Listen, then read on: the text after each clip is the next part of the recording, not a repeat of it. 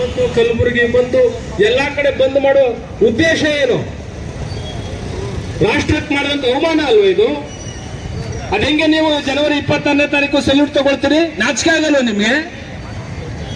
ಕೆಂಪುಕೋಟೆ ಮೇಲೆ ರಾಷ್ಟ್ರಧ್ವಜ ಆರಿಸ್ಬಿಟ್ಟು ಸಲ್ಯೂಟ್ ಮಾಡ್ತಿರಲ್ಲ, ಅವಮಾನ ಆಗಲ್ವ ನಿಮ್ಗದು?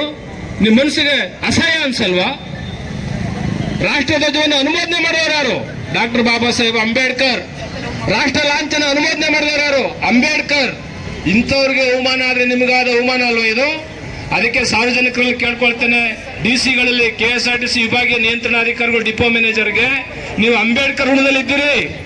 ಲೇಬರ್ ಆಕ್ಟ್ ಅನ್ನ ಮಾಡಿದ ಅಂಬೇಡ್ಕರ್, ಕಾರ್ಮಿಕರ ವಿಮೆಯನ್ನು ಕೊಟ್ಟದ ಅಂಬೇಡ್ಕರ್, ESI PF ಕೊಟ್ಟದ ಅಂಬೇಡ್ಕರ್. ಒಂದು ಗಾಡಿ ಈಚೆಗೆ ಬರೋಕ್ ಕೂಡುದು. ಗಾಡಿಗಳೇನಾದ್ರು ಈಚೆಗೆ ಬಂತು ಅಂದ್ರೆ ನೀವೇ ಜವಾಬ್ದಾರ ಆಗ್ತೀರಿ. ನಾನು ಜಿಲ್ಲಾಡಳಿತ ಕೇಳ್ತಾ ಇದ್ದೀನಿ, ನಾವು ಬಂದನ್ನ ಸ್ವಯಂ ಆಗಿ ಮಾಡಿ, ಯಾರಿಗೂ ತೊಂದರೆ ಕೊಡಬಾರ್ದು. ಈ ಒಂದು ಪ್ರತಿಭಟನೆ ಡೆಲ್ಲಿಗೆ ಮುಟ್ಟಬೇಕು. ಯಾವುದೇ ಸಾರ್ವಜನಿಕ ಆಸ್ತಿಗೆ ನಷ್ಟ ಆಗಬಾರ್ದು, ಸಾರ್ವಜನಿಕ ಹಿತಾಸಕ್ತಿಗೆ ಧಕ್ಕೆ ಆಗಬಾರ್ದು ಅಂತೇಳಿ ಪ್ರೆಸ್ ಮೀಟ್ ಮಾಡಿ, ಪತ್ರಿಕಾಗೋಷ್ಠಿ ಕರೆದು, ಕರಪತ್ರ ಹಂಚಿ, ಮೈಕಲ್ ಅನೌನ್ಸ್ ಮಾಡಿದ್ರು ನೀವು ಬಸ್ ಬಿಡ್ತೀರಿ? ನೀವೇ ಜವಾಬ್ದಾರ ಆಗ್ತೀರಿ ಇದಕ್ಕೆಲ್ಲ. ದಯಮಾಡಿ ಯಾರು ಬಸ್ ನೀಚೆಗೆ ಬಿಡಬಾರ್ದು. ಸಾರ್ವಜನಿಕರು ನಮಗೆ ಸಹಕರಿಸಬೇಕು. ಇದು ನಿಮಗೂ ನಮಗೂ ಆದಂತ ಅವಮಾನ, ಸಹಿಸ್ಕೋಬೇಕು ನಾವು. ಇದು ನಮಗಾಗಿರ್ತಕ್ಕಂಥ ನೋವು. ಇಡೀ ಶೋಷಿತ ಸಮುದಾಯಕ್ಕೆ ಒಬ್ಬರೇ ಅಲ್ಲ, ಇಡೀ ಭಾರತೀಯರಿಗಾದಂತ ನೋವು. ನಾನು ಹುಡುವಾಗ್ಲೂ ಭಾರತೀಯ, ಸಾಯುವಾಗ್ಲೂ ಭಾರತೀಯ ಅಂದ್ರು ಅಂಬೇಡ್ಕರ್. ಅಂತವ್ರಿಗೆ ಅವಮಾನ ಮಾಡ್ತೀರ ನೀವು? ಇಡೀ ದೇಶನೇ ರೊಚ್ಚಿ ಹೇಳ್ತಾ ಇದೆ. ಇಡೀ ದೇಶಕ್ಕೆ ಇವತ್ತು ನೀವು ಬೆಂಕಿ ಹಚ್ಚು ಕೆಲಸ ಮಾಡ್ತಾ ಇದ್ದೀರಾ. ದಯಮಾಡಿ ಮೈಸೂರಿನಿಂದ, ಮೈಸೂರು ಸಾಂಸ್ಕೃತಿಕ ನಗರಿ, ಇಲ್ಲಿಂದ ಕೇಳ್ಕೊಳ್ತಾ ಇದೀವಿ ನಾವು, ಅಮಿತ್ ಶಾನ ವಜಾ ಮಾಡಿ. ಅವರು ಜೈಲಲ್ಲಿ ಹೋಗಿದ್ದವರು ಆಲ್ ಆರ್ ಕ್ರಿಮಿನಲ್ಸ್. ಅವರಿಗೆ ಲಾ ಮೇಲೆ ರೆಸ್ಪೆಕ್ಟ್ ಇಲ್ಲ, ಕಾನೂನು ಮೇಲೆ ಗೌರವ ಇಲ್ಲ. ಹಾಗಾಗಿ ಕಾನೂನನ್ನು ಉಲ್ಲಂಘನೆ ಮಾಡಿ ಜೈಲಲ್ಲಿದ್ದಂತ ಕೈದಿಗಳವರು. ಹೀಗಾಗಿ ಅವ್ರು ಹೆಂಗೆ ನಮಗೆ ನ್ಯಾಯ ಕೊಡ್ತಾರೆ? ಅವ್ರ ಹೆಂಗೆ ನಾವು ಒಪ್ಕೊಳ್ಳೋದು? ಹಾಗಾಗಿ ಈ ಬಂದನ್ನ ನಾವ್ಯಾರು ನಿಮಗೆ ಒತ್ತಾಯ ಮಾಡ್ತಿಲ್ಲ, ಸ್ವಯಂ ಆಗಿ ಬಂದ್ ಮಾಡ್ಕೊಳ್ಳಿ. ಸಹಿಸ್ಕೋಬೇಕು. ನಾವು ಯಾವ್ಯಾವುದಕ್ಕೋ ಸಹಿಸ್ಕೊಂಡಿದ್ದೇವೆ. ಸಾರ್ವಜನಿಕರಿಗೆ ತೊಂದರೆ ಆಗಿದೆ, ದಯಮಾಡಿ ತಾವೆಲ್ಲರೂ ಸಹಿಸ್ಕೋಬೇಕು. ಇದು ರಾಷ್ಟ್ರದ ಘನತೆ ಮತ್ತು ಏಕತೆಗೆ ಆಗಿರ್ತಕ್ಕಂಥ ಅವಮಾನ. ಇದನ್ನು ನಾವು ಖಂಡಿಸಲೇಬೇಕು. ಈ ಸಂದೇಶವನ್ನು ರಾಜ್ಯಕ್ಕೆ ಕೊಡಲೇಬೇಕು, ರಾಷ್ಟ್ರಕ್ಕೆ ಕೊಡಲೇಬೇಕು. ಹಾಗಾಗಿ ಕೊಲಂಬಿಯಾ ಮಣಿಪಾಲ್ ಹಾಸ್ಪಿಟಲ್ ಹತ್ರ ಈಗ ಎಲ್ಲ ಶ್ರೀರಂಗಪಟ್ಟಣ, ಚಂದಗಾಲು ಮತ್ತೆ ಲಕ್ಷ್ಮೀಪುರ ಆ ಭಾಗದಲ್ಲಿ 1,000 ಜನ ಸೇರ್ತಾ ಇದ್ದಾರೆ. ಕೋಟೆ, ಹುಣಸೂರು, ಪ್ರಿಯಾಪಟ್ಟಣ ರಸ್ತೆಗಳಲ್ಲಿ ಅವರು ಸೇರ್ತಾ ಇದ್ದಾರೆ. ಮಾಲಾಣಿಸ್ ಮತ್ತೆ ಯುವರಾಜ ಕಾಲೇಜು, ಸೆಂಟ್ರಲ್ ಬಸ್ ಸ್ಟ್ಯಾಂಡು, ಎಲ್ಲರಿಗೂ ಸಹ ಪೌರಕಾರ್ಮಿಕರ ಎಲ್ಲ ಸಹಕಾರ ಪೌರಕಾರ್ಮಿಕರ ಸಂಘದವರು, ಅಹಿಂದ ಸಂಘಟನೆಗಳು, ರೈತ ಸಂಘಟನೆಗಳು, ಎಲ್ಲ ಪ್ರಗತಿಪರ ಸಂಘಟನೆಗಳು ಇನ್ನೇನು ಬರ್ತಾ ಇದ್ದಾವೆ. ಇದನ್ನ ಶಾಂತಿಯುತವಾಗಿ ಮಾಡಬೇಕು. ಕಾನೂನನ್ನ ಕೊಟ್ಟಂತವ್ರು ನಾವು ಕಾನೂನನ್ನ ಯಾವುದೇ ಕಾರಣಕ್ಕೂ ಉಲ್ಲಂಘನೆ ಮಾಡಬಾರದು. ನಾವು ಈ ದೇಶಕ್ಕೆ ಕಾನೂನನ್ನ ಕೊಟ್ಟಂತ ವಂಶಸ್ಥರಿದ್ದೀವಿ. ನಾವು ಕಾನೂನನ್ನ ಗೌರವಿಸ್ತೀವಿ, ರೆಸ್ಪೆಕ್ಟ್ ಲಾ. ಹಾಗಾಗಿ ಎಲ್ಲೂ ಸಹ ಯಾವುದೇ ಕಾರಣಕ್ಕೂ ನಾವು ಕಾನೂನಿಗೆ ವಿರುದ್ಧವಾಗಿ ನಡ್ಕೋಬಾರದು. ಶಾಂತಿಯುತವಾಗಿ ಈ ಬಂದನ್ನ ನಾವು ನಡೆಸ್ಕೊಡ್ಬೇಕಾಗಿದೆ. ಈ ಬಂದು ಪ್ರಧಾನಿ ಮುಟ್ಲಿ, ಈ ಬಂದು ಅಮಿತ್ ಶಾಗೆ ಮಾನ, ಮರ್ಯಾದೆ, ಸೆಲ್ಫ್ ರೆಸ್ಪೆಕ್ಟ್, ಡಿಗ್ನಿಟಿ ಯಾವುದೂ ಇಲ್ಲ ಕಣ್ರಿ. ಮತ್ತೆ ಬೆಂಕಿ ಹಚ್ಚಿದ ಜನ ಅವರು ಬಂದು ಭಾಷಣ ಮಾಡಿದ್ದಾರೆ. ಎಷ್ಟು ರೈಲಿಗೆ ಬೆಂಕಿ ಹಾಕಿದ್ರಿ, ಎಷ್ಟು ಬಸ್ಸಿಗೆ ಬೆಂಕಿ ಹಾಕಿದ್ರಿ, ಎಷ್ಟು 144 ಮಾಡಿಸಿದ್ರಿ, ಅಂತವ್ರಿಗೆ ಮಾತ್ರ ಟಿಕೆಟ್ ಅಂತ ಹೇಳಿ ನೋಡಿಲ್ವಾ? ನಾವು ಮೀಡಿಯಾದಲ್ಲಿ ಗಮನಿಸಿಲ್ವಾ? ನೋಡಿದೀವಿ ನಾವು ಮೀಡಿಯಾದಲ್ಲಿ. ನೀವು ಎಷ್ಟು ರೈಲಿಗೆ ಬೆಂಕಿ ಹಾಕಿದ್ರಿ ಅಂತ ಮಾತಾಡ್ತಾರ ಅವರು. ಎಷ್ಟು ಬಸ್ಸಿಗೆ ನೀವು ಇದಾಕಿದ್ರಿ ಅಂತ ಹೇಳ್ತಾ ಇದ್ದಾರೆ. ಹಾಗಾಗಿ ದಯಮಾಡಿ ನಾನು ಹೇಳ್ತಾ ಇದ್ದೇನೆ, ಯಾವುದೇ ಕಾರಣಕ್ಕೂ ಈ ಒಂದು ಸಂವಿಧಾನಕ್ಕೆ, ಬಾಬಾ ಸಾಹೇಬರಿಗೆ ಅವಮಾನ ಆದಾಗ ನಾವ್ಯಾರು ಸಹಿಸ್ಕೋಬಾರದು. ಆ ನಿಟ್ಟಿನಲ್ಲಿ ಈ ಬಂದನ್ನ ನಾವು ರಾಜಭವನ, ರಾಷ್ಟ್ರಪತಿ ಭವನ, ಪ್ರಧಾನಮಂತ್ರಿಗಳ ಸಚಿವಾಲಯಕ್ಕೆ ಮುಟ್ಟಿಸಬೇಕು. ಆ ನಿಟ್ಟಿನಲ್ಲಿ ಈ ಬಂದು ಯಶಸ್ವಿ ಆಗಬೇಕು. ಬಹಳ ಶಾಂತಿಯುತವಾಗಬೇಕು. ನೀವೆಲ್ಲರೂ ಯಾವ್ಯಾವ ಜಾಗದಲ್ಲಿ ಇದ್ದಾರೆ ಆ ಜಾಗದಲ್ಲಿ ಕೂರ್ಬೇಕು. ಮತ್ತೆ ನಮ್ಮೆಲ್ಲ ವಿದ್ಯಾರ್ಥಿಗಳು ಅವರು ಸಹ ಬರ್ತಾರೆ. ಮತ್ತೆ ಎಲ್ಲ ದಲಿತ ಮುಖಂಡಗಳು ಬರ್ತಾರೆ. ಮತ್ತೆ ಎಲ್ಲ ಸರ್ವ ಪಕ್ಷಗಳು, ಇಲ್ಲಿ ಯಾವುದು ಪಕ್ಷ ಇಲ್ಲ, ಯಾವುದು ಜಾತಿ ವರ್ಗ ಇಲ್ಲ, ಎಲ್ಲರೂ ಸೇರಿ ಸಾಮೂಹಿಕವಾಗಿ ನಾವು ಈ ಒಂದು ಪ್ರತಿಭಟನೆಯನ್ನ ಬಂದನ್ನ ಮಾಡ್ತಾ ಇದ್ದೀವಿ. ಈ ಸರ್ಕಾರ, ದೆಹಲಿಯಲ್ಲಿರ್ತಕ್ಕಂಥ ಸರ್ಕಾರ ಇದನ್ನ ಪರಿಗಣಿಸಬೇಕು. ಪರಿಗಣಿಸಿ ಏನು ಇವತ್ತು ಇಡೀ ದೇಶ ಹತ್ಕೊಂಡು ಉರಿತಾ ಇದೆ, ಅದಕ್ಕೆ ಕ್ಯಾಬಿನೆಟ್ ಕರೆದು ಅಮಿತ್ ಶಾ ಅವರು ಅಟ್ಲೀಸ್ಟ್ ಒಂದು ಕ್ಷಮೆ ಕೇಳಕ್ಕೆ ಅವ್ರು ಯೋಗ್ಯರಲ್ಲ ಅಂದ್ರೆ ಹೆಂಗ್ರಿ ಕ್ಷಮಿಸೋದು? ಅವ್ರನ್ನ ಓಟಕ್ಕೆ ಕೊಟ್ಟವ್ರು ಯಾರ್ರಿ? ಮತದಾನದ ಹಕ್ಕನ್ನು ಕೊಟ್ಟವ್ರು ಯಾರು? ಇವ್ರಿಗೆ ಅಂಬೇಡ್ಕರ್ ಇಂದ ಮತದಾನದ ಹಕ್ಕನ್ನು ಪಡೆದು ಅವರ ಭಿಕ್ಷೆಯಲ್ಲಿರ್ತಕ್ಕಂಥ ನೀವು ಅವ್ರ ಬಗ್ಗೆ ನೀವು ಹಗುರವಾಗಿ ಮಾತಾಡ್ತೀರಿ ಅಂದ್ರೆ ನಾವ್ಯಾರು ಇಲ್ಲಿ ಕ್ಷಮಿಸಲ್ಲ. ಹಾಗಾಗಿ ಈ ಬಂದ್ಗೆ ಪ್ರಗತಿಪರ ಸಂಘಟನೆ, ಅಹಿಂದ ಸಂಘಟನೆ, ರೈತ ಸಂಘಟನೆ, ಕೂಲಿ ಕಾರ್ಮಿಕರು ಎಲ್ಲರೂ ಸಹಕರಿಸಿದ್ದಾರೆ, ಪೌರ ಕಾರ್ಮಿಕರು ಸಹಕರಿಸಿದ್ದಾರೆ. ಅವರೆಲ್ಲರಿಗೂ ಧನ್ಯವಾದಗಳನ್ನ ಸಮರ್ಪಣೆ ಮಾಡ್ತಾ, ನಮ್ಮ ಗಾಂಧಿನಗರದ ಎಲ್ಲ ದಲಿತ ಮುಖಂಡರುಗಳು, ದಲಿತ ಸಂಘಟನೆಗಳು ಈ ಬಂದ್ಗೆ ಬಹಳ ಬೆಂಬಲವನ್ನು ಕೊಟ್ಟು ಯಶಸ್ವಿ ಮಾಡ್ತಿದ್ದಾರೆ. ಹಾಗೆ ಫೌಂಟೇನ್ ಸರ್ಕಲ್ ಅಲ್ಲಿ ನಮ್ಮ SDPI ಮತ್ತೆ ಮುಸಲ್ಮಾನ್ ಸಂಘಟನೆಗಳು ಇದಕ್ಕೆ ಸಹಕಾರ ಕೊಡ್ತಿದ್ದಾರೆ. ಹಾಗೆ ಮಣಿಪಾಲ್ ಸೆಂಟರ್ ಅಲ್ಲಿ ಸಿದ್ಲಿಂಗಪುರ, ಕಳಸವಾಡಿ ಅಲ್ಲಿ ಸಂಘಟನೆಗಳು ಇವತ್ತು ಬೆಂಬಲ ಕೊಡ್ತಾ ಇದ್ದಾವೆ. ಹುಣಸೂರು, ಪಿರಿಯಾಪಟ್ಟಣ ಮತ್ತೆ ಈ ಭಾಗ ನಂಜನಗೂಡು ಭಾಗದಲ್ಲಿ ಅಲ್ಲಿ ಸಂಘಟನೆಗಳು ಇವತ್ತು ಅಲ್ಲಿ ಬಂದನ್ನ ಕಾಲ್ ಮಾಡಿದ್ದಾವೆ. ಮಂಡ್ಯ ಜಿಲ್ಲೆಯಲ್ಲಿ ಪೂರ್ವ ಬಂದನ್ನ ಕಾಲ್ ಮಾಡಿದ್ದಾರೆ. ಹಾಗಾಗಿ ತಾವೆಲ್ಲರೂ ಶಾಂತಿಯುತವಾಗಿ ವಿ ಆರ್ ರೆಸ್ಪೆಕ್ಟ್ ಲಾ, ನಾವು ಕಾನೂನಿನ ಅಡಿಯಲ್ಲಿ ನಾವೆಲ್ಲರೂ ಈ ಒಂದು ಬಂಧನ ಯಶಸ್ವಿಗೊಳಿಸೋಣ ಅಂತಕ್ಕಂಥ ಮಾತುಗಳ ಸಂದರ್ಭಕ್ಕೆ ಹೇಳ್ತಾ, ಯಾವುದೇ ರೀತಿಯಾದಂತಹ ಈ ಘಟನೆಗೆ ನಾವು ಯಾವುದೋ ಅವಕಾಶ ಕೊಡೋದು ಬೇಡ. ಇದು ಶಾಂತಿಯುತವಾಗಿ ಬಾಬಾ ಸಾಹೇಬ್ ಅಂಬೇಡ್ಕರ್ ಮತ್ತು ಸಂವಿಧಾನ, ರಾಷ್ಟ್ರದ ಘನತೆ, ರಾಷ್ಟ್ರದ ಏಕತೆ, ರಾಷ್ಟ್ರದ ಅಖಂಡತೆಗೆ ಧಕ್ಕೆ ಬಂದಾಗ ಈ ಜನ ಸುಮ್ಮನೆ ಕೂತ್ಗಳಲ್ಲ, ಇವರು ಬೀದಿಗೆ ಇಳಿತಾರೆ ಅಂತಕ್ಕಂಥ ಒಂದು ಸಂದೇಶ ಹೋಗ್ಬೇಕಾಗಿದೆ. ಆ ನಿಟ್ಟಿನಲ್ಲಿ ಇದನ್ನ ನೀವೆಲ್ಲರೂ ಯಶಸ್ವಿಗೊಳಿಸಿ ಅಂತೇಳಿ ನಿಮ್ಮೆಲ್ಲರನ್ನು ಕಳಕಳಿಯಿಂದ ಮನವಿ ಮಾಡ್ಕೊಳ್ತೇನೆ. ದಯಮಾಡಿ ಶಾಂತಿಯುತವಾಗಿ ತಾವಿರೋ ಜಾಗದಲ್ಲೇ ಕೂತ್ಕೋಬೇಕು. ನಾವು ನಿಮ್ಮ ಜೊತೆ ಕೂತ್ಕೊಳ್ತೇವೆ. ಜೈ ಭೀಮ್, ಜೈ ಭಾರತ್. ಅಮಿತ್ ಶಾಗೆ ಧಿಕ್ಕಾರ, ಧಿಕ್ಕಾರ, ಧಿಕ್ಕಾರ. ಅಮಿತ್ ಶಾವನ್ನು ಬೆಂಬಲಿಸಿರುವ ಈ ದೇಶದ ಪ್ರಧಾನಮಂತ್ರಿಗೆ, ಬಿಜೆಪಿ ಸರ್ಕಾರಕ್ಕೆ, ಈಗ ಪೌರ ಕಾರ್ಮಿಕರ ಸಂಘದ ಮುಖಂಡರಾದ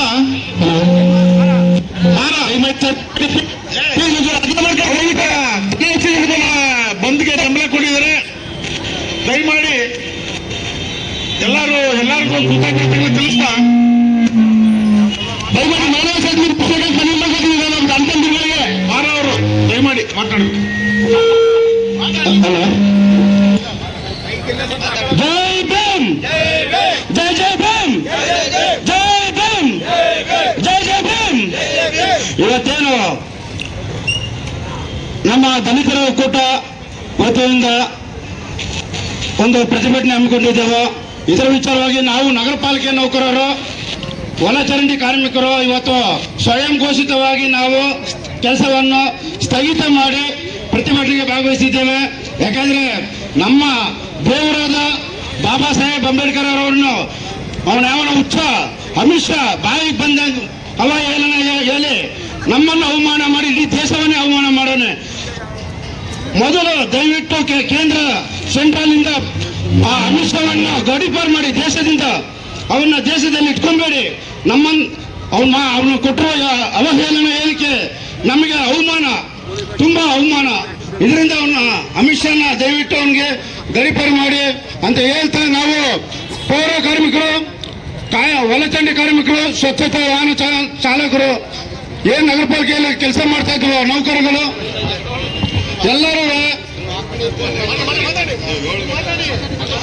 ಎಲ್ಲರೂ ನಾವು ಸ್ವಯಂ ಘೋಷಿತವಾಗಿ ನಾವು ಮೈಸೂರು ಬಂದ್ ಮಾಡಿದ್ದೀವಿ ಮತ್ತು ನಾವು ರಾಜ್ಯ ಬೆಂಗಳೂರಲ್ಲಿದ್ದೀವಿ ಸಂಘದ ವತಿಯಿಂದ. ಈ ಪ್ರತಿಭಟನೆ ದಯವಿಟ್ಟು ಎಲ್ಲರೂ ಸ್ವಯಂ ಘೋಷಿತವಾಗಿ ಅವರವರು ಅಲ್ಲಲ್ಲಿ ಅಂಗಡಿಗಳನ್ನು ಮುಚ್ಚಿ ಈ ಪ್ರತಿಭಟನೆಗೆ ಬೆಂಬಲ ನೀಡಬೇಕಂತ ನಾವು ಕಳಕಳಿಯಾಗಿ ನಾವು ಕೇಳ್ಕೊತಾ ಇದ್ದೀವಿ. ಜೈ ಭೀಮ್. ದಲಿತ ಸಂಘಟನೆಗಳು ಜ್ಞಾನಪ್ರಕಾಶ್ ಸ್ವಾಮೀಜಿಯವರ ನೇತೃತ್ವದಲ್ಲಿ ಹಾಗೂ ಎಲ್ಲ ಮುಖಂಡರ ನೇತೃತ್ವದಲ್ಲಿ ದಲಿತ ಸಂಘರ್ಷ ಸಮಿತಿ ಇರ್ಬೋದು, ದಲಿತ ಒಕ್ಕೂಟ, ಅಂಬೇಡ್ಕರ್ ಅಭಿಮಾನಿಗಳು ಹಾಗೂ ದಲಿತರ ಹಿತರಕ್ಷಣಾ ವೇದಿಕೆಯವರು ಮೈಸೂರು ನಗರ ವ್ಯಾಪ್ತಿಯಲ್ಲಿ ಸಂಪೂರ್ಣವಾಗಿ ಮೈಸೂರು ಬಂದ್ ಮಾಡಬೇಕು ಅಂತ ಕರೆ ಕೊಟ್ಟು ಈ ದಿನ ಬಂದ್ ಪ್ರಾರಂಭ ಮಾಡಿದ್ದೇವೆ. ಕಾರಣ ಇಷ್ಟೇ, ಇಡೀ ದೇಶದಲ್ಲಿ ಸಂವಿಧಾನ ಶಿಲ್ಪಿ ಡಾಕ್ಟರ್ ಅಂಬೇಡ್ಕರ್ ಅವರ ಹೆಸರನ್ನ ಹೇಳಿ ಈ ರಾಷ್ಟ್ರದ ಪ್ರಧಾನಿಯವರು ಸಾಷ್ಟಾಂಗ ನಮಸ್ಕಾರ ಮಾಡಿ ಗೌರವ ಸಲ್ಲಿಸಿದ್ರಿ. ಆ ಗೌರವಕ್ಕೆ ನಿಮ್ಮ ಸಹೋದ್ಯೋಗಿ, ನಿಮ್ಮ ಕ್ಯಾಬಿನೆಟ್ನಲ್ಲಿರುವಂತಹ ಒಬ್ಬ ಹೋಮ್ ಮಿನಿಸ್ಟರ್, ಗೃಹ ಸಚಿವರು, ಇವರು ಯಾರು? ಗುಜರಾತಿನ ಒಬ್ಬ ರೌಡಿ, ಸಾಕಷ್ಟು ಜನರಿಗೆ ತೊಂದರೆ ಕೊಟ್ಟು ಗಡೀಪಾರಾಗಿದ್ದಂತಹ ಒಬ್ಬ ನಾಯಕ ಇವತ್ತು ನಿಮ್ಮ ಕ್ಯಾಬಿನೆಟ್ನಲ್ಲಿ ಗೃಹ ಸಚಿವ. ಆದರೆ ನೀವು ಸಾಷ್ಟಾಂಗ ನಮಸ್ಕಾರ ಮಾಡಿ ಸಂವಿಧಾನಕ್ಕೆ, ಅಂಬೇಡ್ಕರ್ಗೆ ಗೌರವ ಸಲ್ಲಿಸಿದಂತಹ ಒಂದು ಗೌರವ ಬೂಟಾಟಿಕೆಯ ಗೌರವನ, ನಾಟಕೀಯ ಗೌರವನ, ಈ ರಾಷ್ಟ್ರಕ್ಕೆ ಒಂದು ಮಂಕುಬೂದಿ ಎರಚುವಂತಹ ಪ್ರಧಾನಮಂತ್ರಿಯಾಗಿ ಇವತ್ತು ಅಂಬೇಡ್ಕರ್ ಅನ್ನುವಂಥದ್ದು ಒಂದು ಅವಹೇಳನಕಾರಿಯಾಗಿ ಲೋಕಸಭೆಯಲ್ಲಿ ಮಾತನಾಡಿದಂತಹ ಅಮಿತ್ ಶಾ ಅವರು ಎಷ್ಟು ಮಟ್ಟಿಗೆ ನಿಮಗೆ ಗೌರವ ಕೊಟ್ಟು, ಪ್ರಧಾನಮಂತ್ರಿಗೆ ಅಂಬೇಡ್ಕರ್ಗೆ ಎಷ್ಟು ಗೌರವ ಕೊಟ್ಟರು, ಈ ದೇಶದ ಸಂವಿಧಾನಕ್ಕೆ ಎಷ್ಟು ಗೌರವ ಕೊಟ್ಟರು ಅನ್ನೋದು ನಿಮಗೆ ಕಣ್ಣು ಕಾಣಿಸ್ಲಿಲ್ವಾ, ಕಿವಿ ಕೇಳಿಸ್ಲಿಲ್ವಾ? ಮೋದಿಯವರೇ, ನೀವು ಈ ರಾಷ್ಟ್ರಕ್ಕೆ ಅಂಬೇಡ್ಕರ್ ಹೆಸರು ಹೇಳಿ ನಿಮಗೂ ಸಹ ಹಿಂದುಳಿದ ವರ್ಗದಲ್ಲಿ ಒಬ್ಬ ಪ್ರಧಾನಿ ಆಗುವಂತ ಮಟ್ಟಕ್ಕೆ ಬಂದ್ರಲ್ಲ, ಇದು ಯಾರಿಂದ? ಯಾವ ಈ ಪ್ರಪಂಚಕ್ಕೆ ವಿಶ್ವಜ್ಞಾನಿಯಾದಂತಹ ಅಂಬೇಡ್ಕರ್ ಅವರು ರಚಿಸಿದಂತಹ ಸಂವಿಧಾನದ ಅಡಿಯಲ್ಲಿ ನೀವು ಒಬ್ಬರು ಪ್ರಧಾನಿಯಾದ್ರಿ. ಒಂದು ಬಾರಿ ಅಲ್ಲ, 2 ಬಾರಿ ಪ್ರಧಾನಿ ಆಗಿದ್ದೀರಿ. ನೀವು ಈ ದೇಶಕ್ಕೆ ಎಷ್ಟು ಮಟ್ಟಿಗೆ ಗೌರವ ಕೊಡಬೇಕು, ನಿಮ್ಮ ಕ್ಯಾಬಿನೆಟ್ ನಲ್ಲಿರುವಂತಹ ಸಹೋದ್ಯೋಗಿಗಳು ಎಷ್ಟು ಮಟ್ಟಿಗೆ ನಿಮ್ಮನ್ನ ಪಾಲಿಸ್ತಾ ಇದ್ದಾರೆ, ನಿಮ್ಮ ನಡೆ ನುಡಿ, ನಿಮ್ಮ ಆತ್ಮಸಾಕ್ಷಿಯಾಗಿ ನಡೆದುಕೊಂಡಂತಹ ನೀವು ಪ್ರಧಾನಮಂತ್ರಿಯವರು ಅಮಿತ್ ಶಾಗೆ ಎದುರುಕೊಂಡು ಈ ದೇಶದಲ್ಲಿ ಕಾನೂನನ್ನ ಅವ್ರ ಕೈ ಕೊಟ್ಟು ನೀವು ದೇಶದ ವಿಶ್ವ ಪರ್ಯಟನೆ ಮಾಡ್ತಾ ಇದ್ದೀರಾ. ಯಾಕೆ ಅಂದ್ರೆ ಈ ದೇಶದಲ್ಲಿ, ಈ ರಾಷ್ಟ್ರದಲ್ಲಿ ನಿಮ್ಮ ಅಧಿಕಾರ, ನಿಮ್ಮ ಕಪಿಮುಷ್ಟಿಯ ಸಂಪೂರ್ಣವಾದ ಒಂದು ವ್ಯವಸ್ಥೆನ ಅಮಿತ್ ಶಾ ಕೈಲಿ ಕೊಟ್ಟು ನೀವು ಆ ರಾಷ್ಟ್ರ ಈ ರಾಷ್ಟ್ರ ಅಂತ ಓಡಾಡ್ತೀರಿ. ಈ ಪ್ರಪಂಚದಲ್ಲಿ ಏಕ ನಾಯಕತ್ವ ವಹಿಸ್ಕೊಳ್ಳಿಕ್ಕೆ ಓಡಾಡ್ತೀರಿ. ಆದ್ರೆ ನಿಮ್ಮ ಕ್ಯಾಬಿನೆಟ್ ನಲ್ಲಿರುವಂತಹ ಒಬ್ಬ ಗೃಹ ಸಚಿವರು ನಿಮ್ಮ ಹಿಡಿತದಲ್ಲಿಲ್ಲ. ನಿಮ್ಮ ಗೌರವಕ್ಕೆ, ನಿಮ್ಮ ಮಾತಿಗೆ, ನಿಮ್ಮ ಈ ದೇಶಕ್ಕೆ ಧಕ್ಕೆ ತರುವಂತ ಮಾತಾಡ್ತಾರೆ. ನೀವ್ಯಾಕೆ ಮೂಕರಾಗಿ ನಿಂತಿದ್ದೀರಿ? ಬನ್ನಿ, ಕೇಳಿ, ಕ್ಷಮೆ ಕೇಳಿ, ಇಲ್ಲ ಕ್ಯಾಬಿನೆಟ್ ಇಂದ ಕಿತ್ತಾಕಿ ಇಂಥವ್ರನ್ನ ಗೃಹ ಸಚಿವರಾಗಿ ಮಾಡಿಕೊಂಡು ನೀವು ಗೌರವವನ್ನು ಕಳ್ಕೊತಾ ಇದ್ದೀರಿ. ಸಂವಿಧಾನಕ್ಕೆ, ಅಂಬೇಡ್ಕರ್ ಅವರಿಗೆ ತುಂಬಾ ಅಪಮಾನ ಮಾಡ್ತಾ ಇದ್ದೀರಿ. ಇದು ನಾವೆಂದೂ ಸಹಿಸಲ್ಲ, ಈ ರಾಜ್ಯದಲ್ಲಿ ಯಾರೂ ಸಹಿಸಲ್ಲ. ಬಿಜೆಪಿ ರಾಷ್ಟ್ರೀಯ ಅಧ್ಯಕ್ಷರಿಗೆ, ಅಮಿತ್ ಶಾಗೆ,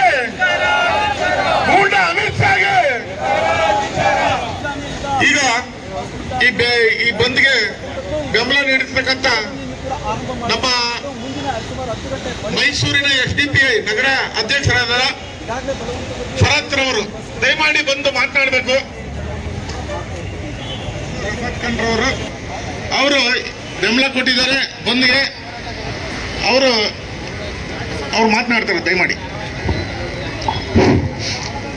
ಏನಿದೆ ಅಮಿತ್ ಶಾ ಪವಿತ್ರವಾದ ಸದನದಲ್ಲಿ ಸಂವಿಧಾನ ಶಿಲ್ಪಿ ಗೌರವನೀಯ ಬಾಬಾ ಸಾಹೇಬ್ ಅಂಬೇಡ್ಕರ್ ಅವರ ವಿರುದ್ಧ, ಅವರ ಬಗ್ಗೆ ಹಗುರವಾಗಿ ಕೇಕೆ ಹಾಕಿ ಮಾತಾಡಿದ್ದ ಅಮಿತ್ ಶಾ ಈ ವರ್ತನೆ ಖಂಡನೀಯ ಇದೆ. ಇದನ್ನು ನಾವು ತೀವ್ರವಾಗಿ ಖಂಡಿಸ್ತೇವೆ. ಮತ್ತೆ ನಾನು ಇಲ್ಲಿ ನಿಂತಿರುವ ಸಾರ್ವಜನಿಕರು, ನಮ್ಮ ದೇಶದ ನಾಗರಿಕರಿಗೆ ಒಂದು ಪ್ರಶ್ನೆ ಕೇಳ್ತೇನೆ. ಇಂತಹ ಜನರು ಆಡಳಿತದಲ್ಲಿದ್ದಾರೆ, ಇವರಿಗೆ ದೇಶದ ಧ್ವಜದ ಬಗ್ಗೆ ಗೌರವ ಇಲ್ಲ. ದೇಶದ ನಿಜವಾದ ಹೋರಾಟಗಾರರು, ಸ್ವಾತಂತ್ರ್ಯ ಹೋರಾಟಗಾರರು ಬಾಬಾ ಸಾಹೇಬ್ ಅಂಬೇಡ್ಕರ್ ಆಗಲಿ, ಗಾಂಧೀಜಿ ಆಗಲಿ, ಅವರ ಬಗ್ಗೆ ಗೌರವ ಇಲ್ಲ. ನಿಜವಾದ ತ್ಯಾಗ ಬಲಿದಾನ ಮಾಡಿ ಈ ದೇಶವನ್ನು ಕಟ್ಟಿದ ಗಣ್ಯರ ಬಗ್ಗೆ ಇವರಿಗೆ ಗೌರವ ಇಲ್ಲ. ಇವರು ಕೇವಲ ಕೋಮುವಾದವನ್ನು ಹಬ್ಬಿಸಿ, ಜಾತಿವಾದವನ್ನು ಹಬ್ಬಿಸಿ ಈ ದೇಶದಲ್ಲಿ ವಿಷಬೀಜವನ್ನು ತುಂಬಿ ಈ ದೇಶವನ್ನು ಒಡೆದಿ ರಾಜಕೀಯ ಮಾಡ್ತಾ ಇದ್ದಾರೆ. ಇಂಥವರಿಗೆ ನೀವು ತಮ್ಮ ಅಮೂಲ್ಯವಾದ ಮತವನ್ನು ಕೊಟ್ಟು ಈ ದೇಶದ ಅಧಿಕಾರವನ್ನು ಕೊಡೋದು ಎಷ್ಟು ಮಟ್ಟಕ್ಕೆ ಸರಿ ಅಂತ ನೀವು ಗಂಭೀರವಾಗಿ ಪರಿಗಣಿಸಬೇಕು. ಇಲ್ಲಿ ಮಾಧ್ಯಮದವರಿದ್ದಾರೆ, ಮತದಾರರಿದ್ದೀರಾ, ಸಾರ್ವಜನಿಕರಿದ್ದೀರಾ, ಇವರ ಬಗ್ಗೆ ಗಂಭೀರವಾಗಿ ಪರಿಗಣಿಸಬೇಕು. ಇವರಿಗೆ ಈ ದೇಶದ ಯಾರ ಬಗ್ಗೆನೂ ಚಿಂತೆ ಇಲ್ಲ. ಈ ದೇಶದಲ್ಲಿ ಲಕ್ಷಾಂತರ ಯುವಕರು ಇಲ್ಲೇ ನಿಂತಿದ್ದಾರೆ ನೋಡಿ. ಇವರ ಅಭಿವೃದ್ಧಿ ಬಗ್ಗೆ, ಇವರ ಉದ್ಯೋಗ ಬಗ್ಗೆ ಇವರಿಗೆ ಚಿಂತೆ ಇಲ್ಲ. ಇವರಿಗೆ ಈ ದೇಶದ ಮಹಿಳೆಯರ ಬಗ್ಗೆ ಚಿಂತೆ ಇಲ್ಲ. ಇವರ ಸಂಸ್ಕೃತಿಯೇ ಸರಿ ಇಲ್ಲ. ಈಗ ನೀವು ನೋಡಿದ ಹಾಗೆ CT ರವಿ ಆಗ್ಲಿ ಮತ್ತೆ ಬಿಜೆಪಿಯ ದೊಡ್ಡ ಮುಖಂಡರು ಮಹಿಳೆಯರ ಬಗ್ಗೆ ಅಶ್ಲೀಲವಾಗಿ ವರ್ತಿಸಿದ್ರು, ಅತ್ಯಾಚಾರಗಳಿದ್ದಾರೆ, ಜೈಲಿಗೆ ಹೋಗಿರೋರಿದ್ದಾರೆ. ಅಮಿತ್ ಶಾ ಒಂದು ಗೂಂಡ, ಒಂದು ತಡಿಪಾರ್ ಮನುಷ್ಯ. ಇಂಥವನಿಗೆ ಗೃಹ ಸಚಿವ ಮಾಡಿದ್ರೆ ನೀವು ಅವರಿಂದ ಏನ್ ಎಕ್ಸ್ಪೆಕ್ಟೇಷನ್ ಇಡ್ತಾರ? ಇಂಥದೇ ವರ್ತನೆ, ಅಂತ ಗೂಂಡಗಳಿಂದ, ಅಂತಹ ತಡಿಪಾರ್ಗಳಿಂದ ಇಂತಹ ವರ್ತನೆನೇ ನೀವು ಎಕ್ಸ್ಪೆಕ್ಟ್ ಮಾಡಬಹುದು. ಮತ್ತೆ ಈ ದೇಶದ ಅಭಿವೃದ್ಧಿ ಆಗಲಿ, ಈ ದೇಶದ ಸ್ವಾತಂತ್ರ್ಯ ಹೋರಾಟಗಾರರಾಗಲಿ, ಬಾಬಾ ಸಾಹೇಬ್ ಅಂಬೇಡ್ಕರ್ ಅಂತ ಸಂವಿಧಾನ ಶಿಲ್ಪಿ ಅವರ ಬಗ್ಗೆ ಗೌರವವಾಗಿ ಮಾತಾಡೋದು ಇವರಿಂದ ಯಾವಾಗಲೂ ಸಾಧ್ಯವಿಲ್ಲ. ಇವರ ಮನಸ್ಸಿನಲ್ಲಿ ಮತ್ತೆ ಇವರ ಎಲ್ಲ ಮನಸ್ಸಿನಲ್ಲಿ, ಕನಸಿನಲ್ಲಿ, ಇವರ ಯೋಚನೆಗಳಲ್ಲಿ ಬರೀ ಕೋಮುವಾದ ಇರೋದು. ಇವರು ದೇಶನ ತುಂಡು ಮಾಡಿ ಆಡಳಿತ ಮಾಡ್ತಾ ಇದ್ದಾರೆ. ನಾನು ನಿಮ್ಮೆಲ್ಲರನ್ನು ಮನವಿ ಮಾಡ್ತೀನಿ, ಮತ್ತೆ ನಿಮ್ಮನ್ನೊಂದು ದೊಡ್ಡ ಕೂಟನ್ನು ಕೊಡ್ತೀನಿ. ಒಂದು ಕ್ರಾಂತಿಯನ್ನು ತರಬೇಕು ಈ ದೇಶದಲ್ಲಿ. ಹಿಂದೂ ಮುಸ್ಲಿಂ ಬಾಂಧವರು ಎಲ್ಲ ಸೇರಿ ಈ ದೇಶವನ್ನು ಕಟ್ಟಿರೋ ಎಲ್ಲರಲ್ಲೂ ಸೇರಿ ಈ ಇಂತಹ ಕೋಮುವಾದ ಪಕ್ಷಗಳ ಆಗಂತರ ಬಿಜೆಪಿ ಮತ್ತು ಇಂತಹ ನಾಯಕರಿಗೆ ಒತ್ತು ಮಾಡಿಸಿ ದಿಕ್ಕಿ ತೋರಿಸಿ ಮತ್ತೆ ನಮ್ಮ ದೇಶದ ಗಣ್ಯರಿಗೆ ಮತ್ತೆ ನಮ್ಮ ದೇಶದ ಸ್ವಾತಂತ್ರ್ಯ ಹೋರಾಟರಿಗೆ ಸರಿಯಾದ ಗೌರವವನ್ನು ಕಳಿಸ್ಬೇಕಂತ ನಾವು ಅವ್ರಿಗೆ ತಕ್ಕ ಪಾಠ ಕಳಿಸ್ಬೇಕು. ಇವತ್ತಿನ ಬಂದ್ಗೆ ನಾವೆಲ್ಲ ಬೆಂಬಲ ಕೊಡಿಸ್ತಾ ಇದೀವಿ. SDPI social democratic party of India ಈ ಕೃತ್ಯ ನಡೆದ ಮುಂದಿನ ದೇಶಾದ್ಯಂತ ಪ್ರತಿಭಟನೆ ಮಾಡಿದ್ವಿ.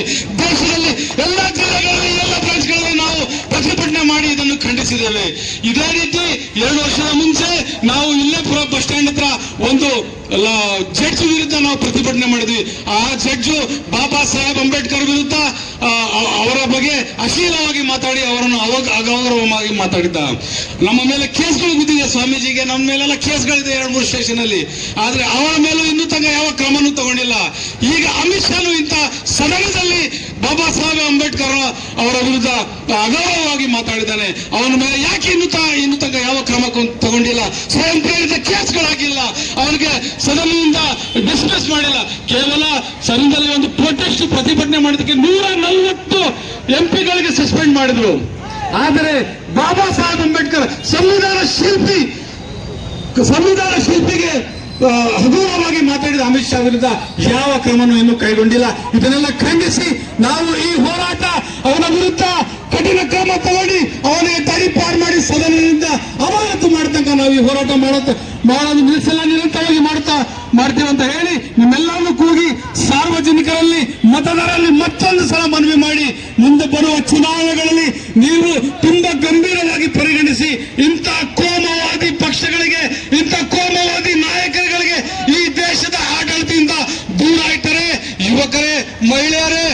ಮತ್ತೆ ಈ ದೇಶದ ಸಾರ್ವಜನಿಕರಿಗೆ ಅಭಿವೃದ್ಧಿ ಆಗುತ್ತೆ, ಉನ್ನತಿ ಬರುತ್ತೆ, ಈ ದೇಶದಲ್ಲಿ ಸುಖ ಶಾಂತಿ ಇರುತ್ತೆ. ಮತ್ತೊಂದು ಸಲ ಈ ಹೋರಾಟಕ್ಕೆ ನಾನು ಎಲ್ಲರೂ ಕರೆ ಕೊಡ್ತಾ ನಾನು ಮಾತು ಮುಗಿಸ್ತೀನಿ. ಜೈ ಭೀಮ್, ಜೈ ಹಿಂದ್, ಹಿಂದೂಸ್ತಾನ್ ಜಿಂದಾಬಾದ್. ಧಿಕ್ಕಾರ ಧಿಕ್ಕಾರ ಧಿಕ್ಕಾರ ಧಿಕ್ಕಾರ ಧಿಕ್ಕಾರ ಧಿಕ್ಕಾರ. ಇವತ್ತು ಮೈಸೂರಿನಲ್ಲಿ ಪ್ರಮುಖ ಜಾಗವಾದಂತ ಈ ಒಂದು KSRTC ಮುಖ್ಯ ದ್ವಾರದ ಸರ್ಕಲ್ನಲ್ಲಿ ಏನಿವತ್ತು ಮೈಸೂರು ಬಂದ್ಗೆ ನಾವು ಕರೆ ಕೊಟ್ಟು ಇವತ್ತು ಎಲ್ಲ ಪ್ರಗತಿಪರ ಸಂಘಟನೆಗಳು, ದಲಿತ ಸಂಘಟನೆಗಳು, ಅಂಬೇಡ್ಕರ್ನ ಸ್ವಾಭಿಮಾನಿ ಬಳಗದವರು, ಹಿಂದುಳಿದ ಸಮಾಜಗಳು ಮತ್ತೆ ಎಲ್ಲ ಶೋಷಿತ ಸಮುದಾಯಗಳು ಒಟ್ಟಾಗಿ ಸೇರಿ ಇವತ್ತು ಮೈಸೂರು ಬಂದ್ಗೆ ಕರೆ ಕೊಟ್ಟಿದ್ದೇವೆ.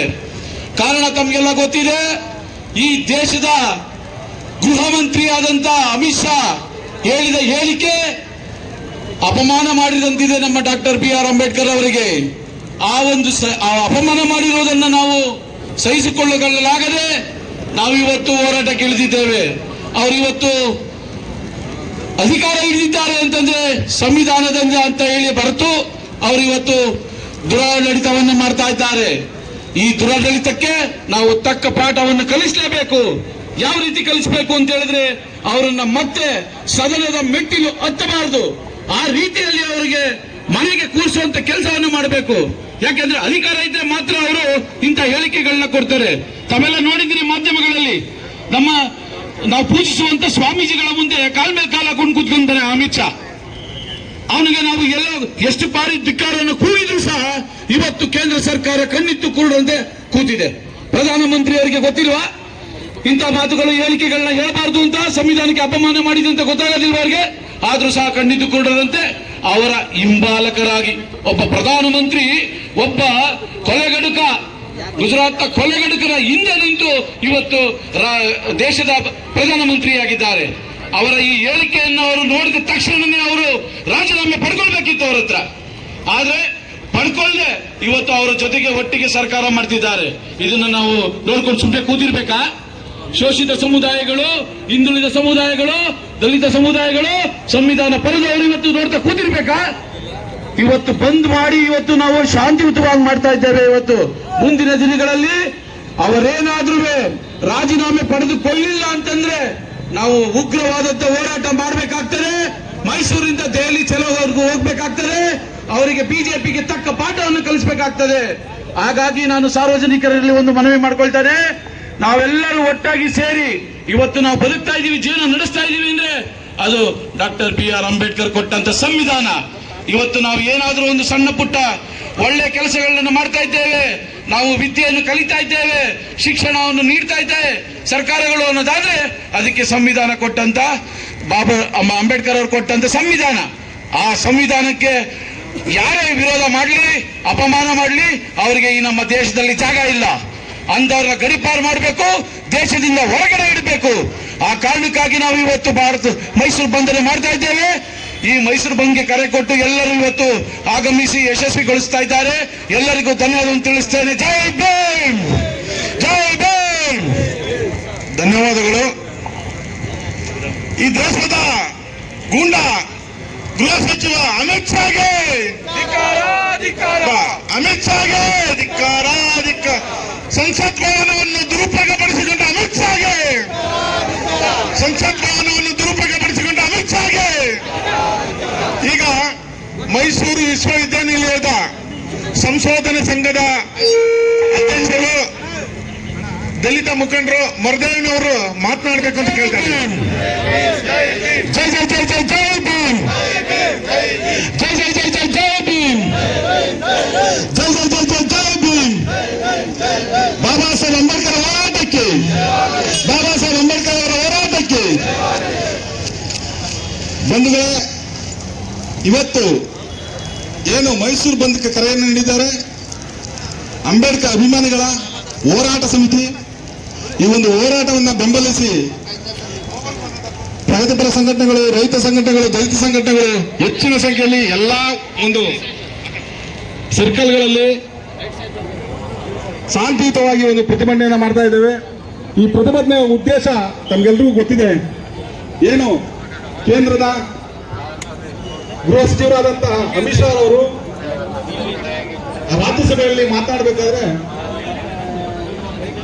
ಬಾಬಾ ಸಾಹೇಬ್ ಅಂಬೇಡ್ಕರ್ ಅವರ ಹೆಸರು ಒಂದು ರೀತಿ ಫ್ಯಾಷನ್ ಆಗ್ಬಿಟ್ಟಿದೆ ಅಂತ ಹೇಳ್ತಾರೆ.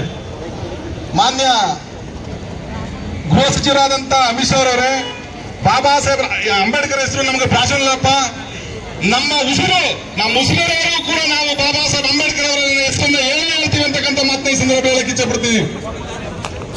ಯಾಕಂದ್ರೆ ನೀವು ನೋಡ್ತಾ ಇದ್ದೀರಿ, ಈಗ ದೇಶದ ವಿದ್ಯಮಾನಗಳನ್ನ ನಾವು ನೋಡಿದಾಗ ಬಿಜೆಪಿ ಸರ್ಕಾರ ಅಧಿಕಾರಕ್ಕೆ ಬಂದಾಗಿಂದು ಕೂಡ ಒಂದಿಲ್ಲ ಒಂದು ಜನ ವಿರೋಧಿ, ದಲಿತ ವಿರೋಧಿ, ರೈತ ವಿರೋಧಿ, ಸಂವಿಧಾನ ವಿರೋಧಿ ಕಾಯ್ದೆಗಳನ್ನ ತರ್ತಕ್ಕಂಥ ಹುನ್ನಾರವನ್ನ ಇವತ್ತು ದೇಶದಲ್ಲಿ ಕಾಣ್ತಾ ಇದ್ದೇವೆ. ಸಂವಿಧಾನದ ಬೇರುಗಳನ್ನ ಕತ್ತರಿಸಿ ಮನುಷ್ಯಾಸ್ತ್ರವನ್ನ ಜಾರಿಗೊಳಿಸುವ ಹುನ್ನಾರ ಇವತ್ತು ದೇಶದಲ್ಲಿ ನಡೀತಾ ಇದೆ.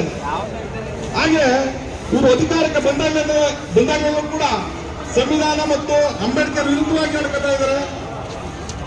ಇತಿಹಾಸ ಬಾಬಾ ಸಾಹೇಬ್ ಕೂಡ ಹೇಳ್ತಾರೆ, ಇತಿಹಾಸವನ್ನು ಮರೆತವನು ಇತಿಹಾಸವನ್ನು ಸೃಷ್ಟಿಸಲಾರ ಅಂತ. ಇತಿಹಾಸವನ್ನು ನಾವು ನೋಡುವಾಗ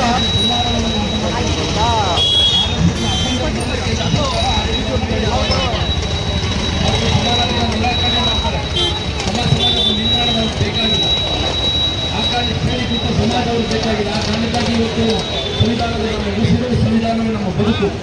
ಇಂಥ ಒಂದು ಸಂವಿಧಾನಗಳು ತಂಟೆಗೆ ಬಂದರೆ ಏನಾಗ್ತದೆ ಪರಿಣಾಮ ಅಂತೇಳಿ ಈ ಬಾರಿ ಅವರಿಗೆ ಸರಿಯಾದಂಥ ಪಾಠವನ್ನು ಕಲಿಸ್ಬೇಕಾಗ್ತದೆ.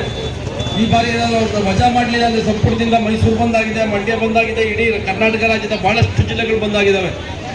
ನಾವು ಅವ್ರಿಗೆ ಎಚ್ಚರಿಕೆ ಕೊಡ್ತಾ ಇದ್ದೀವಿ, ಪ್ರಧಾನಮಂತ್ರಿಗಳಿಗೆ, ರಾಷ್ಟ್ರಪತಿಗಳಿಗೆ ಈ ಕೂಡಲೇ ಅಮಿತ್ ಶಾನ ಕೇಂದ್ರ ಸಂಪುಟದಿಂದ ವಜಾಗೊಳಿಸಬೇಕು. ಇಲ್ಲಾಂದ್ರೆ ಮುಂದಿನ ಫೆಬ್ರವರಿ ತಿಂಗಳಲ್ಲಿ ದೆಹಲಿ ಚಾಲವನ್ನು ಹಮ್ಮಿಕೋಬೇಕಾಗ್ತದೆ. ನೀವು ಸಂಸತ್ ಅಧಿವೇಶನ ಮಾಡೋ ಸಂದರ್ಭದಲ್ಲಿ ಲಕ್ಷಾಂತರ ಜನ ದೆಹಲಿಯ ಸಂಸತ್ಗೆ ಮುತ್ತಿಗೆ ಹಾಕೋ ಕೆಲಸವನ್ನ ಮಾಡಬೇಕಾಗ್ತದೆ.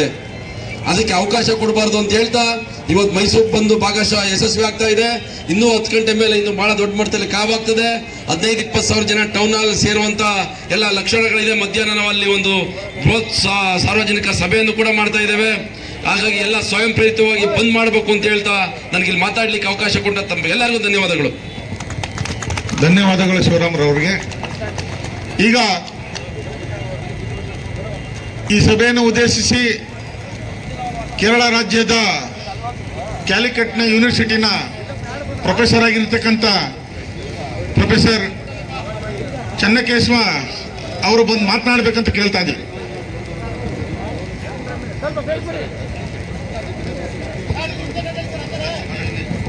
ಬಂಧುಗಳೇ, ಇವತ್ತು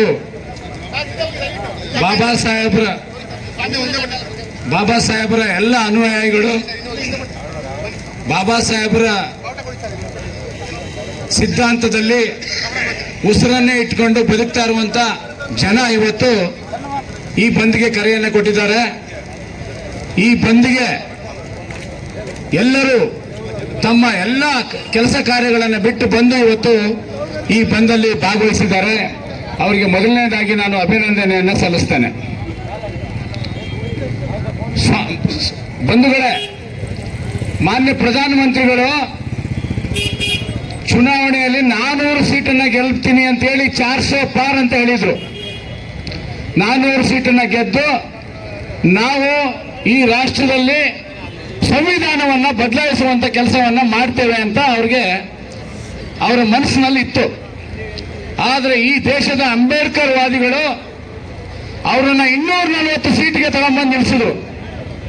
240 ಸೀಟಿಗೆ ತಂದು ನಿಲ್ಲಿಸಿದ ತಕ್ಷಣ ಅವ್ರಿಗೆ ಹತಾಶೆ ಶುರು ಆಯಿತು.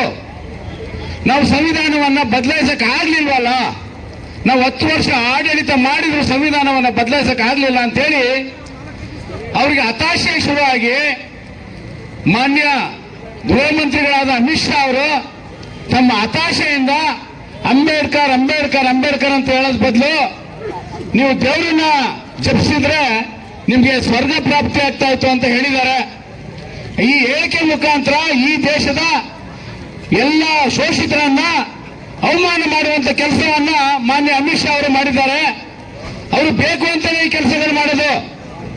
ಈ ಜನಗಳನ್ನ ಪ್ರಚೋದಿಸಿದ್ರೆ ನಮ್ಗೆ ಒಳ್ಳೆ ರೀತಿಯಲ್ಲಿ ಅವ್ರದ್ದೊಂದು ಸಂಸ್ಥೆ ಇದೆ, ಆ ಸಂಸ್ಥೆ ಇದೆಯಲ್ಲ, RSS ಅನ್ನೋ ಒಂದು ಸಂಸ್ಥೆ ಇದೆಯಲ್ಲ, ಆ ಸಂಸ್ಥೆ ಅವ್ರಿಗೆ ಫೀಡ್ ಮಾಡ್ತಾರೆ. ಹಿಂಗೆ ಮಾತಾಡಬೇಕು ನೀವು, ಸಮಾಜವನ್ನ ಹಿಂಗೆ ಹೊಡಿಬೇಕು, ಈ ರೀತಿನೇ ಮಾಡಬೇಕು ಅಂತ ಒಂದು ಪ್ಲಾನ್ ಕೊಡ್ತಾರೆ. ಆ ಪ್ಲಾನ್ ಪ್ರಕಾರವಾಗಿ ಇವರು ಸಂವಿಧಾನವನ್ನ ಬುಡಮೇಲ ಮಾಡುವಂತ ಕೆಲಸವನ್ನ ಇವರು ಮಾಡ್ತಾ ಇದ್ದಾರೆ. ಬಂಧುಗಳೇ, ಬಾಬಾ ಸಾಹೇಬರ ಚಿಂತನೆಗಳು ಹೆಚ್ಚಾದಾಗ ಇವರು ಮುಂದಿನ ದಿನಗಳಲ್ಲಿ 2025ಕ್ಕೆ RSS 100 ವರ್ಷವನ್ನ ವಿಜೃಂಭಣೆಯಿಂದ ಆಚರಣೆ ಮಾಡಬೇಕಾಗಿತ್ತು ಅನ್ನೋ ಒಂದು ಆಶಯ ಇತ್ತು ಇವರಲ್ಲಿ. 400 ಸೀಟ್ ಗೆದ್ರೆ RSS 100 ವರ್ಷಗಳ ಒಂದು ಹೋರಾಟದ ಫಲವನ್ನ ನಾವು ಒಳ್ಳೆ ರೀತಿಯಲ್ಲಿ ಮಾಡಬೇಕಾಗಿತ್ತು. ಅದಕ್ಕೆ ಅಂಬೇಡ್ಕರ್ ವಾದಿಗಳು ಈಗ ನಮ್ಗೆ 240 ಸೀಟ್ ಕೊಟ್ಟು ನಮ್ಮ ಎಲ್ಲ ಯೋಜನೆಗಳನ್ನ ಬಿಡುಗಡೆ ಮಾಡಿದ್ರು ಅಂತ ಹೇಳಿ ಅವ್ರಿಗೆ ಹತಾಶೆಯಿಂದ ಹೇಳಿಕೆಯನ್ನು ಕೊಟ್ಟಿದ್ದಾರೆ. ಮಾನ್ಯ ಅಮಿತ್ ಶಾ ಅವ್ರ ಬಗ್ಗೆ ನಿಮಗೆ ಗೊತ್ತಿದೆ. ಮಾನ್ಯ ಅಮಿತ್ ಶಾ ಅವರು ಮೊದಲೇ ಅವರು ಶರಾಬುದ್ದೀನ್ ಎನ್ಕೌಂಟರ್ ಕೇಸ್ನಲ್ಲಿ ಅವರು ಗಡಿಪಾರಾಗಿದ್ದವರು, ಕ್ರಿಮಿನಲ್ ಮೊಕದ್ದಮೆಗಳಿದ್ದಂತವರು. ಇಂಥ ವ್ಯಕ್ತಿಗಳು ಬಾಬಾ ಸಾಹೇಬರ ವಿರುದ್ಧ ಮಾತಾಡಲಿಕ್ಕೆ ಮೊದಲನೇದಾಗಿ ಅವರಿಗೆ ನೈತಿಕತೆ ಇಲ್ಲ, ಬದ್ಧತೆ ಇಲ್ಲ. ಈ ರಾಷ್ಟ್ರದಲ್ಲಿ ಇಂಥ ಜನಗಳನ್ನ, ಇಂಥ ಮಂತ್ರಿಗಳನ್ನ ಮಾನ್ಯ ರಾಷ್ಟ್ರಪತಿಗಳು ನೋಡ್ತಾ ಇದ್ದಾರೆ. ರಾಷ್ಟ್ರಪತಿಗಳಿಗೆ ಎಲ್ಲ ವಿಚಾರಗಳು ಗೊತ್ತಾಗ್ತಾ ಇದೆ. ಇವರನ್ನ ಕ್ಯಾಬಿನೆಟ್ ಅಲ್ಲಿ ಇಟ್ಕೋಬೇಕಾ, ಇಂಥ ವ್ಯಕ್ತಿಗಳನ್ನ ಮುಂದುವರಿಸಬೇಕಾ? ನಮ್ಮ ಸಂವಿಧಾನದ ಇಟ್ಟಿಗೆಗಳನ್ನ ಏನು ನಮ್ಮ ಬಾಬಾ ಸಾಹೇಬ್ ಅಂಬೇಡ್ಕರ್ ಅವರು, ನಮ್ಮ ಈ ಸ್ವಾತಂತ್ರ್ಯ ತಂದಂತಹ ಹೋರಾಟಗಾರರು ಏನು ಸಂವಿಧಾನದ ಇಟ್ಟಿಗೆಯನ್ನ ಇಟ್ಟು ಈ ಒಂದು ಭವ್ಯವಾದ ದೇಶವನ್ನ ಕಟ್ಟಿದ್ರು, ಆ ಭವ್ಯವಾದ ದೇಶದ ಸಂವಿಧಾನವನ್ನ ಕೆಡವಲಿಕ್ಕೆ ಅದರ ಮೇಲೆ ಒಂದು ಹುನ್ನಾರವನ್ನ ಮಾಡ್ತಾ ಇದ್ದಾರೆ. ಅದು 2014ರಿಂದ ಒಂದು ದೊಡ್ಡ ಪ್ರಮಾಣದಲ್ಲಿ ನಡೀತಾ ಇರುವಂತದ್ದು ಎಲ್ಲರೂ ನಾವೆಲ್ಲ ನೋಡ್ತಾ ಇದ್ದೇವೆ. ಈ ಒಂದು ಹುನ್ನಾರವನ್ನ ನಾವು, ಈ ಒಂದು ನಮ್ಮ ಸಂವಿಧಾನದ ಇಟ್ಟಿಗೆಗಳನ್ನ, ಏನ ಬಾಬಾ ಸಾಹೇಬ್ ಅಂಬೇಡ್ಕರ್ ಅವರು ಕಟ್ಟಿದಂತಹ ಒಂದು ಕೋಟೆಯನ್ನ ನಾವು ರಕ್ಷಿಸಬೇಕು ಅಂತಂದ್ರೆ ನಾವು ಸಂಘಟಿತರಾಗಬೇಕು. ಇವತ್ತು ಏನು ನಮ್ಮ ಈ ಒಂದು ಸಂಘಟಿತರಾಗದಂತಹ ಒಂದು ವಿಧಾನವನ್ನು ನಾವೇನು ನೋಡ್ತಾ ಇದ್ದೇವೆ, ಏನು ನಮ್ಮ ದಲಿತ ಸಮಾಜವಾಗಲಿ, ನಮ್ಮ ಮುಸ್ಲಿಂ ಸಮಾಜವಾಗಲಿ, ಅಥವಾ ಶೋಷಣೆಗೊಳಗಾದಂತಹ ಸಮಾಜಗಳು ಏನು ಒಗ್ಗಟ್ಟಾಗಿ ನಾವು ಏನು ನಮ್ಮ ಪ್ರದರ್ಶನವನ್ನು ಮಾಡ್ತಾ ಇದ್ದೇವೆ, ನಮ್ಮ ಸಂವಿಧಾನವನ್ನು ರಕ್ಷಣೆ ಮಾಡಲಿಕ್ಕೋಸ್ಕರ ನಾವೇನು ಒಂದು ಹೋರಾಟವನ್ನು ಮಾಡಲಿಕ್ಕೆ ಬೆಳಿಗ್ಗೆ ಸತತ 7 ಗಂಟೆಯಿಂದ ನಾವಿಲ್ಲಿ ಬಂದು ನಿಂತಿದ್ದೇವೆ. ಈ ಒಂದು ನಿಟ್ಟಿನಲ್ಲಿ ನಮ್ಮ ಹೋರಾಟಗಳನ್ನು ನಾವು ಸತತವಾಗಿ ಮಾಡಿದ್ರೆ ಮಾತ್ರ ನಮ್ಮ ಈ ಒಂದು ಸಂವಿಧಾನ ಉಳಿಲಿಕ್ಕೆ ಸಾಧ್ಯ ಆಗ್ತದೆ. ನಮ್ಮ ಸಂವಿಧಾನ ಉಳಿದ್ರೆ ಮಾತ್ರ ಇವತ್ತು ನಾವೇನು ಈ ಒಂದು ಮೈಸೂರಿನ ಒಂದು ಹೃದಯ ಭಾಗದಲ್ಲಿ ನಿಂತು ನಮ್ಮ ಸಂವಿಧಾನವನ್ನು ರಕ್ಷಿಸಲಿಕ್ಕೋಸ್ಕರ ನಾವೇನು ಹೋರಾಟವನ್ನ ಮಾಡಿದ್ದೇವೆ, ಆ ಒಂದು ಹೋರಾಟಕ್ಕೆ ಶಕ್ತಿ ಕೊಟ್ಟಂತಹ ಅಂಬೇಡ್ಕರ್ ಅವರ ಆತ್ಮಕ್ಕೆ ನಾವು ಶಾಂತಿ ಕೊಡ್ತೇವೆ. ಅಂಬೇಡ್ಕರ್ ಅವರ ಆತ್ಮಕ್ಕೆ ನಾವು ಶಾಂತಿ ಕೊಡಬೇಕು ಅಂತಂದ್ರೆ ಈ ಸಂವಿಧಾನ ನಮ್ಗೆ ಉಳಿಬೇಕು. ಈ ಸಂವಿಧಾನವನ್ನು ನಾವು ಉಳಿಸಬೇಕು ಅಂತಂದ್ರೆ ಈ ಮನುವಾದಿಗಳು ಏನು ತಮ್ಮ ಒಂದು ವಿಚಾರಗಳನ್ನ ಬಿತ್ತಲಿಕ್ಕೆ ಏನೋ ಪ್ರಯತ್ನ ಪಡ್ತಾ ಇದ್ದಾರೆ, ಅದ್ರ ವಿರುದ್ಧ ನಾವು ಮಾತಾಡಬೇಕು. ಅದ್ರ ವಿರುದ್ಧ ನಾವು ಮಾತಾಡ್ಬೇಕಾದ್ರೆ ನಾವು ಬೀದಿಗಿಳಿಬೇಕು. ನಾವು ಮನೆಯಲ್ಲಿ ಕೂತು ನಮ್ಮ ವಿಚಾರಗಳನ್ನು ಮನೆಯಲ್ಲಿ ಚರ್ಚೆ ಮಾಡಿದ್ರೆ ಆಗೋದಿಲ್ಲ. ಅದಕ್ಕೆ ನಾವು ಒಂದು ಸಂಘಟಿತರಾಗಿ ಈ ಒಂದು ಸಂಘಟನಾತ್ಮಕ ಶಕ್ತಿಯಾಗಿ ನಾವೇನು ಇವತ್ತು ಪ್ರದರ್ಶನ ಮಾಡ್ತಾ ಇದ್ದೇವೆ, ಈ ಪ್ರದರ್ಶನ ಈ ಒಂದು ಬಿಜೆಪಿ ಸರ್ಕಾರ, ಡೆಲ್ಲಿಯಲ್ಲಿರುವಂತಹ ಸರ್ಕಾರಕ್ಕೆ ಮುಟ್ಟಬೇಕು. ಅದು ಮುಟ್ಟಿದಾಗ ಮಾತ್ರ ಈ ಒಂದು ಸಂವಿಧಾನ ಉಳಿತದೆ. ಸ್ನೇಹಿತರೆ, ಈ ಒಂದು ಮಾತನ್ನ ನಾವು ಗಂಭೀರವಾಗಿ ಪರಿಗಣಿಸಬೇಕು. ಎಲ್ಲಿಯ ತನಕ ನಮ್ಮ ಈ ಸಂವಿಧಾನದ ಇಟ್ಟಿಗೆಗಳು ಕಟ್ಟಿರುವಂತಹ ನಮ್ಮ ಬಾಬಾ ಸಾಹೇಬ್ ಅಂಬೇಡ್ಕರ್ ಅವರು ಈ ದೇಶದ ಹೋರಾಟವನ್ನು ಮಾಡಿದಂತಹ ದೇಶದ ವೀರರು ಏನು ಎಂದು ಸಂವಿಧಾನವನ್ನು ಕಟ್ಟಿ ನಮ್ಗೆ ಕೊಟ್ಟಿದ್ದಾರೆ. ಇದು ಉಳಿದ್ರೆ ಮಾತ್ರ ನಾವು ಉಳಿಯುವಂತದ್ದು. ನಾಳೆ ಇಲ್ಲ ಅಂತಂದ್ರೆ ನಮ್ಮ ಒಂದು ಸ್ವಾತಂತ್ರ್ಯ ಬರಕ್ಕೆ ಮುಂಚೆ ನಮ್ಮ ಸ್ಥಿತಿಗತಿ ಏನಿತ್ತು ಅನ್ನೋದನ್ನ ನಮ್ಮ ಹಿರಿಯರಿಗೆ ಒಂದು ಮಾತನ್ನು ನಾವು ಕೇಳಿದಾಗ ಅವ್ರು ಹೇಳ್ತಾರೆ, ಎಷ್ಟು ಅಶ್ಲೀಲವಾಗಿ ನಮ್ಮನ್ನ ನೋಡ್ತಾ ಇದ್ರು, ಎಷ್ಟು ಕೆಟ್ಟ ಮಟ್ಟದಲ್ಲಿ ನಮ್ಮನ್ನ ಶೋಷಣೆಗೊಳಪಡಿಸ್ತಾ ಇದ್ರು. ನಮ್ಮ ಹಿರಿಕರು, ನಮ್ಮ ತಂದೆ, ನಮ್ಮ ಮುತ್ತಾತ, ನಮ್ಮ ಅಜ್ಜಿ ಅವರು ಯಾವ ಒಂದು ಕಷ್ಟವನ್ನು, ವೇದನೆಗಳನ್ನ ಪಟ್ಟಿದ್ದಾರೆ, ಆ ಒಂದು ವೇದನೆಗಳನ್ನ ನಾವು ಅರ್ಥ ಮಾಡ್ಬೇಕಾಗ್ತದೆ. ಆ ವೇದನೆಗಳಿಗೆ ಒಂದು ಶಕ್ತಿ, ಆ ವೇದನೆಗಳಿಗೆ ಒಂದು ಔಷಧಿ ಅಂತಂದ್ರೆ ಅದು ನಮ್ಮ ಸಂವಿಧಾನ. ಆ ಸಂವಿಧಾನ ಉಳಿದ್ರೆ ಮಾತ್ರ ನಾವು ನಮ್ಮ ಮುಂದೆ ಬರುವಂತಹ ಪೀಳಿಗೆಗೆ, ಮುಂದಿನ ಮಕ್ಕಳಿಗೆ ಒಂದು ನ್ಯಾಯಯುತವಾದಂತಹ ಶಕ್ತಿಯನ್ನ, ಒಂದು ನ್ಯಾಯಯುತವಾದಂತಹ ಒಂದು ಫೌಂಡೇಶನ್ ಅನ್ನ ಕೊಡ್ಲಿಕ್ಕಾಗ್ತದೆ. ಆ ಒಂದು ನಿಟ್ಟಿನಲ್ಲಿ SDPI ಇವತ್ತಿನ ಈ ಹೋರಾಟಕ್ಕೆ ನಮ್ಮ ಸಂಪೂರ್ಣ ಬೆಂಬಲ ಇದೆ. ಈ ಸಂಪೂರ್ಣ ಬೆಂಬಲವನ್ನು ನಾವು SDPI ನಾವು ಇಡೀ ರಾಜ್ಯದಲ್ಲಿ ಎಲ್ಲೆಲ್ಲಿ ನಮ್ಮ ದಲಿತ ಬಾಂಧವರು ಎಲ್ಲೆಲ್ಲಿ ಈ ಒಂದು ಹೋರಾಟವನ್ನು ಮಾಡ್ತಾರೆ ಅದಕ್ಕೆ SDPI ಅವರ ಜೊತೆ ಇರ್ತದೆ ಅನ್ನುವಂತ ಮಾತನ್ನ ಹೇಳಿ ನಾನು ನನ್ನ ಮಾತನ್ನು ಮುಗಿಸ್ತಾ ಇದ್ದೇನೆ. ಜೈ ಭೀಮ್, ಜೈ ಭೀಮ್. ಧನ್ಯವಾದಗಳು. ಮಾಡಿರ್ತಕ್ಕಂಥದ್ದು ಈಗಾಗಲೇ ದೇಶಾದ್ಯಂತ ಎಲ್ಲ ಕಡೆ ಪ್ರತಿಭಟನೆ ನಡೀತಾ ಇದೆ. ಆದರೂ ಒಂದು ಒಬ್ಬ ರಾಜಕಾರಣಿ ಆದವರಿಗೆ ಒಂದು ಕಾಮನ್ ಸೆನ್ಸ್ ಇರಬೇಕು, ಇಲ್ಲ ಹ್ಯೂಮನ್ ಸೆನ್ಸ್ ಇರಬೇಕು. ರಾಜಕಾರಣಿಗಳಿಗೆ ಕಾಮನ್ ಸೆನ್ಸು ಇಲ್ಲ, ಹ್ಯೂಮನ್ ಸೆನ್ಸು ಇಲ್ಲಂಗೆ ಆಗ್ಬಿಟ್ಟಿದೆ. ಹಂಗಾಗಿ ಪಾರ್ಲಿಮೆಂಟಲ್ಲಿ ಕಾಮನ್ ಸೆನ್ಸು ಇಲ್ಲ, ಹ್ಯೂಮನ್ ಸೆನ್ಸು ಇಲ್ಲದೇ ಇವತ್ತು ಪ್ರಜಾಪ್ರಭುತ್ವವನ್ನು ಕಗ್ಗೊಲೆ ಮಾಡ್ತಿದ್ದಾರೆ. ಅಂಬೇಡ್ಕರ್ ಸಾಹೇಬ್ರಿಗೆ ಅವಮಾನ ಮಾಡೋದು ಅಂದರೆ ರಾಷ್ಟ್ರಕ್ಕೆ ಮಾಡೋದಂತ ಅವಮಾನ. ಈಗ ಜನವರಿ 26ಕ್ಕೆ ಧ್ವಜ ಹಾರಿಸ್ತಿರಲ್ಲಪ್ಪ, ಸನ್ಮಾನ್ಯ ಮೋದಿಯವರೇ, ಸನ್ಮಾನ್ಯ ಅಮಿತ್ ಶಾ ಅವರೇ, ನಿಮಗೆ ಘನತೆ ಗೌರವ ಇರ್ತದ? ನಿಮಗೆ ನಾಚಿಕೆ ಮಾನ ಮರ್ಯಾದೆ ಐತೇನ್ರಪ್ಪ? ಈ ದೇಶಕ್ಕೆ ಕಾನೂನು ಕೊಟ್ಟಂತ, ಅದರಲ್ಲೂ ನಿಮಗೂ ಓಟ್ ನಕ್ಕನ್ನು ಕೊಟ್ಟು ನಿಮ್ಮನ್ನು ಸಂಸತ್ ಭವನ ಕಳಿಸ್ತಂತ ಅಂಬೇಡ್ಕರ್ಗೆ ನೀವು ಪ್ಯಾಸನ್ ಅಂತಿರಲ್ಲ. ನಿಮಗೆ ಪ್ಯಾಸನ್ ಇರ್ಬೋದ್ರಿ, ನಮಗೆ ಅಂಬೇಡ್ಕರ್ ಉಸಿರು ಪ್ರಾಣ. ಇಂಥ ಅಂಬೇಡ್ಕರ್ಗೆ ಅವಮಾನ ಮಾಡಿದ್ರೆ ನೀವು ಇನ್ನೂ ಕ್ಯಾಬಿನೆಟ್ ಕರೆದು ತಪ್ಪಾಯಿತು ಅಂತ ಕೇಳಲಿಲ್ಲ, ಅವ್ರಿಗೆ ಒಂದು ಶಿಕ್ಷೆ ಮಾಡಿಲ್ಲ, ಅವ್ರನ್ನ ವಜಾ ಮಾಡಿಲ್ಲ ಅಂದಮೇಲೆ ನೀವು ಈ ದೇಶದ ಬಾಬಾ ಸಾಹೇಬ್ ಅಂಬೇಡ್ಕರ್ ಅವರಿಗೆ ದ್ರೋಹ ಮಾಡ್ತಿದ್ದೀರಿ, ಸಂವಿಧಾನಕ್ಕೆ ದ್ರೋಹ ಮಾಡ್ತಿದ್ದೀರಿ, ಇಡೀ ದೇಶದ ಜನಕ್ಕೆ ದ್ರೋಹ ಮಾಡ್ತಿದ್ದೀರಿ ಅನ್ನೋದು ಗೊತ್ತಾಗಿದೆ.